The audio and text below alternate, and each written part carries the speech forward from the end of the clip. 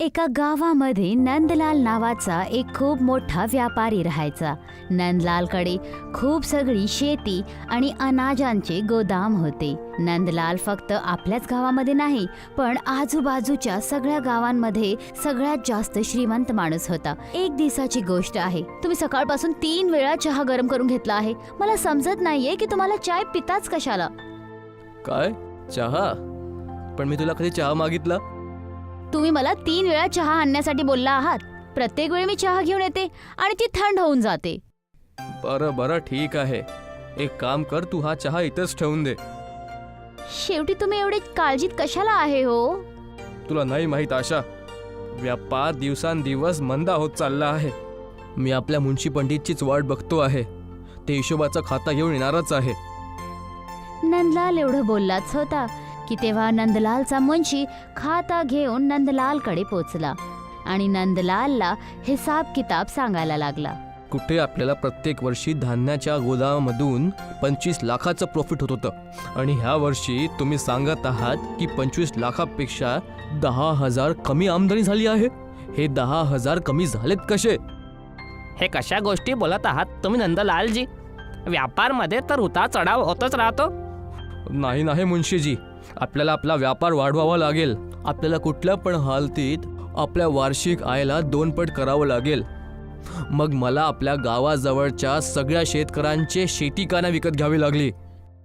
नंदलाल आपल्या गोदाम मध्ये गेला आणि गोदाम मध्ये ठेवलेली एक एक बोरीला मोजून तो हिसाब किताब लावायला लागला. तसंच कधी संध्याकाळ झाली नंदलालला कळलंच नाही. नंदलाल आपल्या हवेलीकडे परत आला की तेव्हा त्याची नजर हवेलीच्या समोर बनलेल्या एका कच्च्या झोपडीवर पडली. तेव्हा नंदलालची बायको आशा तिथे आली. कुठे गेला होता तुम्ही? तुम्ही तर दुपारचं जेवण पण नाही केला. तुमचा चेहरा सांगत आहे की तुम्ही सकाळपासून उपाशी आहात. हो, मला जेवण करायचं लक्षातच राहिलं नाही. आशा, जेव्हापासनं मुंशींनी मला सांगितलं आहे की ह्या वर्षी आपली आमदनी 10,000 कमी झाली आहे, तेव्हापासनं माझी चिंता वाढली आहे. अहो, शेवटी आमच्याकडे कसल्या गोष्टीची कमी आहे? ईश्वरने आपल्याला धन दौलत आणि केवढी सगळी संपत्ती दिली आहे. मग तुम्हाला एवढी काळजी का असते? आणि तुम्ही बाहेर उभं राहून अर्जुनच्या घराला का बघत आहात? मला समजत नाही आशा, माझ्याकडे पैशांची काही कमी नाही आणि ना शेतीची, तरी पण मला आतून काही आनंद होत नाही. आणि तेच माझा शेजारी अर्जुन, एक छोटासा शेतकरी आहे. त्याच्याकडे ना पैसा आहे ना श्रीमंती, तरी पण तो इतका आनंदी कसा राहतो? तो का खुश राहतो ह्याबद्दल तर मला नाही माहीत. माझं म्हणणं आहे की तुम्ही स्वतःच त्याला उद्या जाऊन विचारा. सध्या तर तुम्ही जेवण करून घ्या. मला तर तुमची काळजी खात आहे. ठीक आहे, चल जेवण करून घेऊया. नंदलाल हवेलीच्या आत जाऊन जेवणासाठी बसला. त्याच्या समोर चांगले चांगले पक्वान ठेवलेले होते. नंदलालने थोडं काही खाल्लं. हे काय, तुम्ही फक्त अर्धी चपाती खाल्ला आहे? मी तर तुमच्या आवडीचे सगळे व्यंजन बनवलेले आहेत. आशा, मला भूक नाही आहे. एवढं बोलून नंदलाल वरतीच्या खोलीमध्ये झोपण्यासाठी गेला. तो आपल्या खिडकीतून अर्जुनच्या घरीच बघत होता. मला समजतच नाही, हा व्यक्ती इतका कसा आनंदी राहू शकतो. याच्याबद्दल जेवढं मला माहीत आहे, कधी कधी याच्या घरी रात्रीचं जेवण पण बनत नाही, तरी पण याची मुलगी आणि बायको नेहमी हसत आणि आनंदी राहतात. एवढं बोलून नंदलाल आपल्या बेडवर जाऊन झोपला. दुसऱ्या दिवशी नंदलाल सरळ आपल्या गोदाम मध्ये जाऊन मुंशी पंडितला बोलला. मुंशीजी, मी निर्णय केला आहे की आपण आपल्या गावाच्या काही शेतकऱ्यांची जमीन विकत घेऊन घेऊ. तेव्हाच आपण ह्या वर्षी जास्त धान्य पिकवू शकू.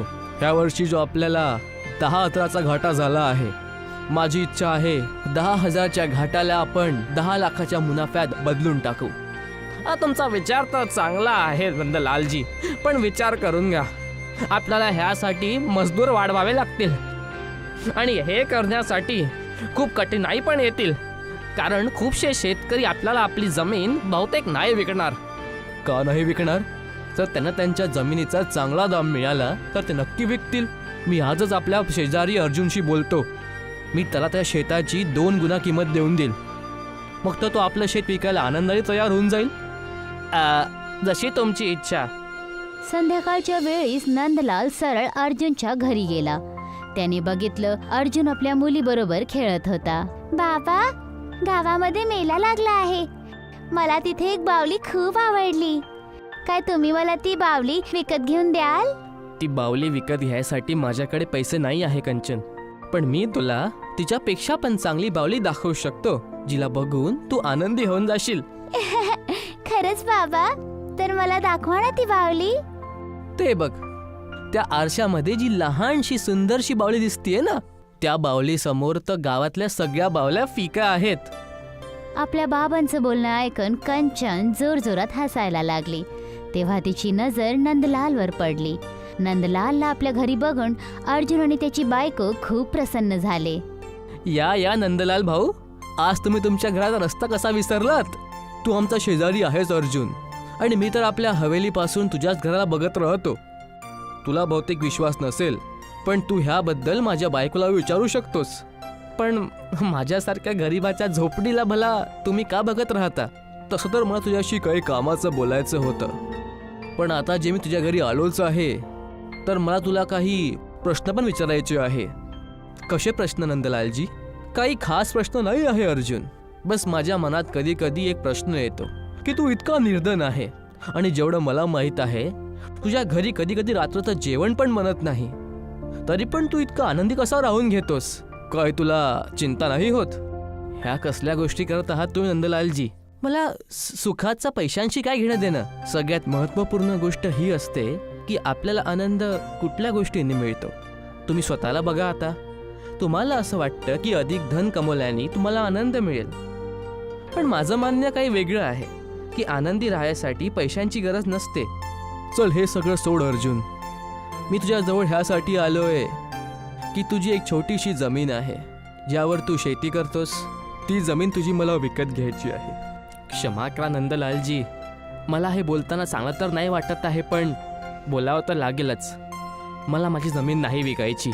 अच्छा, तर तुला वाटत असेल की मी तुझी जमीन जमीनदारांसारखी खूप सस्त्या किमतीत विकत घेत आहे, पण असं नाही आहे अर्जुन. मी एक व्यापारी आहे. मी तुला त्याची 2 पट किंमत द्यायला तयार आहे. नंदलालजी, तुम्ही मला माझ्या जमिनीची 10 पट जास्त किंमत पण द्यायला का तयार नाही होत आहात? तरी पण ती जमीन मी तुम्हाला नाही देऊ शकत. ती जमीन माझ्या पूर्वजांची आहे. त्या जमिनीसोबत माझ्या लहानपणाची आणि माझ्या आईबाबांच्या आठवणी जुळल्या आहेत. विचार करून घे अर्जुन, आठवणींनी पोट भरत नाही. जर तुझ्याकडे अधिक धन येऊन जाईल तर जास्त फायदा होऊ शकतो. नंदलालजी, आपल्या आयुष्यात आठवणी खूप महत्त्वाच्या असतात.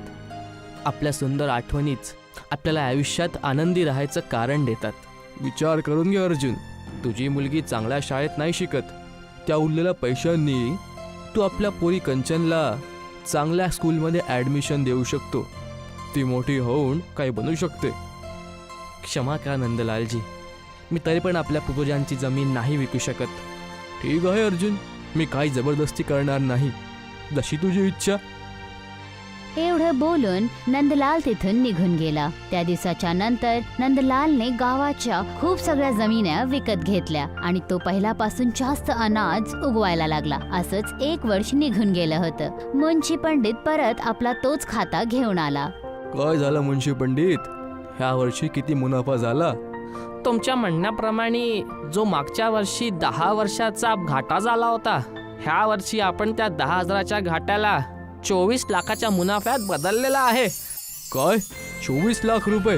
मुंशीजी, मी विचार केला होता की आपल्याला ह्या वर्षी 25 लाखाचा फायदा होईल. 1 लाख रुपये कमी कसे राहिले? मला कुठल्या पण किमतीवर त्या 1 लाख रुपयाचा घाटा पूर्ण करायचा आहे. आपण ह्या वर्षी अधून धान्य उगवू. लक्षात ठेवा, आता आपल्याला ह्या 1 लाखाच्या नुकसानाची भरपाई पुढच्या वर्षी 50 लाखाच्या मुनाफ्यात बदलवायची आहे. मुंशी पंडित हवेलीमधून निघून गेला की तेव्हा नंदलालची 11 वर्षाची मुलगी नंदिनी नंदलालकडे येऊन बोलली, बाबा हे बघा, मी ह्या वर्षी स्कूलमध्ये टॉप केलं आहे. तुला फक्त शाळेतच नाही, पण जिल्ह्यात टॉप करायला हवं होतं. आता तू शहरात जायची तयारी कर. त्यानंतर तू शहरातल्या शाळेतच शिकशील. पण बाबा, मी बोर्डिंग स्कूल नाही जाणार. मला आपल्या गावामध्ये चांगलं वाटतं. नाही नंदिनी, तुला चांगलं शिकून खूप मोठं व्हायचं आहे. नंदिनी तोंड पाडून तिथून निघून गेली. तेव्हा नंदलालने बघितलं की तिच्या बाजूची मुलगी कंचन आनंदात आपल्या घरी आली. आणि आपल्या बाबांना बोलली, बाबा, मी ह्या वर्षी चांगल्या नंबरांनी पास झाले आहे. ही तर खूप चांगली गोष्ट आहे बाळा. पुढच्या वर्षी अजून मन लावून अभ्यास करशील. संध्याकाळी मी ह्याच आनंदात तुझ्या आवडत्याचं जेवण बनवील. नंदलाल त्या दोघांना एकटक बघत होता की तेव्हा नंदलालची बायको आशा तिथे आली. काय तुम्ही नंदनीला बोर्डिंग स्कूलला पाठवणार आहात? तुम्ही अर्जुन आणि तिच्या मुलगीला का बघत आहात? बघत आहे की माझ्या मुलीने शाळेत टॉप केला आहे, तरी पण मला काहीच आनंद होत नाही आहे. जेव्हा की ह्या अर्जुनची मुलगी फक्त चांगल्या नंबरनी पास झाली आहे, तरी पण तो किती आनंदी आहे, कसा हसतोय. आशा, मला तर शेवटचं आठवत पण नाही की मी मागच्या वेळेस कधी हसलो होतो. असं 20 वर्ष केव्हा निघाले कळलंच नाही. नंदलालची मुलगी नंदनी आता मोठी झाली होती. ती आता ह्या गावाच्या कलेक्टरच्या रूपात निवडली गेली होती. तर तिथे दुसरीकडे अर्जुनची मुलगी आपल्या बाबांबरोबर त्याच्या शेतांमध्ये त्याची मदत करायची. त्या दिवस नंदलाल पूर्ण गावामध्ये मिठाई वाटत होता. तो मिठाई वाटण्यासाठी अर्जुनच्या घरी गेला. या नंदलालजी, जेवढं मला आठवतं तुम्ही इकडे 20 वर्षांपहिले आले होते. माझी मुलगी कलेक्टर झाली अर्जुन, आणि माझी मुलगी माझ्या शेतात माझा हात वाटवते. तर तू काय आनंदी आहेस? ही तर आनंदाचीच गोष्ट आहे ना नंदलालजी. दुसऱ्याची मदत करण्यामध्ये जो आनंद आपल्याला मिळतो तो आपल्याला कुठला धन कमवण्यात नाही मिळत. कधी दुसऱ्यांची मदत करून बघाल नंदलालजी. तेव्हा अचानक नंदलालला चक्कर आली आणि तो जमिनीवर बेशुद्ध होऊन खाली पडला. नंदलालला बेशुद्ध बघून तो त्याला दवाखान्याला घेऊन गेला. दवाखान्यामध्ये डॉक्टर नंदलालला चेक करायला लागले. घाबरायची काही गरज नाही आहे. यांचा बीपी हाय झाला आहे.